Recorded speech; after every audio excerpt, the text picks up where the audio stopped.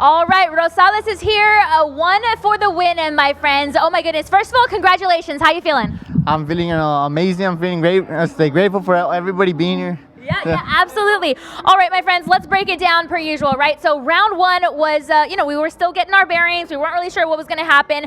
Rosales, we did see landing some more punches, okay? His arms were a little longer. He's a little taller, right? We were just observing the scene, seeing what was going to happen. But Gonzalez was actually quite agile, right? We watched that. He's a pretty tough competitor. How were you feeling in round one? It was just the beginning. So in round one, I was like trying to study him, like what was he like, the most combinations he was throwing, what was his favorite like punch. And then by the second round, I was like, no, pues he's gonna throw the overhand a lot, and I just gotta keep my distance because I'm a pressure fighter too. So I wanted to test something new. I was like, no, pues let me work on my speed, on combinations, because again, I'm like him, like pressure. So I want to try something new, like boxing. Yeah, absolutely. You guys are both pretty tough. I mean, Gonzalez, I gotta say, he most other boxers might have fallen, might have stumbled, maybe not lost their footing a little bit easier, but he put up a tough fight. But you are the winner here, and for a reason, right? So tell me a little bit about that round two. Oh my gosh, things kind of got a little bit more heated there, right, guys? So we saw Gonzalez landing some pretty good punches, honestly, to Rosales' face. That was where we were like, oh my gosh, what's gonna happen here? What were you thinking in that moment? How were you thinking like you might change your strategy rather? So I don't know if some of you noticed, I was like switching southpaw. I was like, let me see how is he working like with punches. Am I missing something? And when he started like landing a few punches on my face, I was like, no, pues I gotta switch it up a bit. I gotta like work more on my feet movement, work around him, and use more of my jab. Like my coach was telling me, use more your jab, and he goes for the clinch, so use the uppercut. Pero he's short, like you said, I'm a little taller than him, but he's short. So when I was throwing the overhands, they just went over him. So yeah, there was something a little difficult thing about him, and he's also tough. He's super tough. He's like a rug. Like punching him, I was like, damn, why doesn't he go down?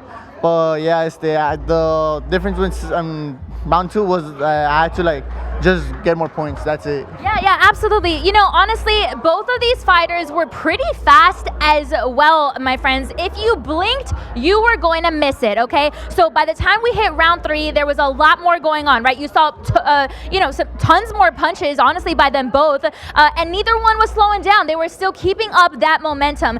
Neither one were phased by the punches at that point, which made it kind of even more crazy to watch, and little more holding on to Rosales. But nonetheless, we weren't looking away. You came in with ultra strength, especially by round four.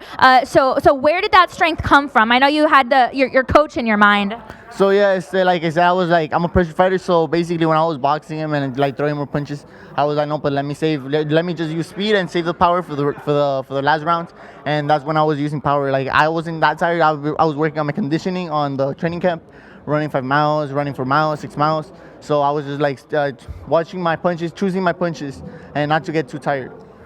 Yeah. Honestly, as spectators here tonight, my friends, this match honestly was a battle of warriors with lions' hearts. It really, really was intense, and especially there in round four, you witnessed it for yourself. Rosales has impressive defensive skills, to say the least, as well as offensive skills. Both fighters aggressively, battling each other, but overall, Rosales dominated. So tell me what is next for you. So what's next is I'm training for a special fight that's coming up. Me and my coach and my teammate are going to fight in that tournament. And I'm just going to work more on my defense and on my combinations, because right now I didn't like how I performed with a fighter like that. So I got to learn how to fight pressure fighters, because also me, I'm pressure. So I got to learn like a few things more, like learn and during the training camp, and focus more on how to work the body. Yeah, honestly, I can see that, right? Because especially in round two, you guys saw a lot more multiple combinations, pummels, whatever the case is. But Rosales is here for the victory, so congratulations. Thank you so much, and I hope to see everybody again in the next tournament we make. Don't know when, but I'll be sure to see each one of you there. Thank you. Absolutely. Blake, you see what I mean? We just keep on seeing the weaknesses of every fighter and the strengths, and it is crazy to watch, but good stuff nonetheless.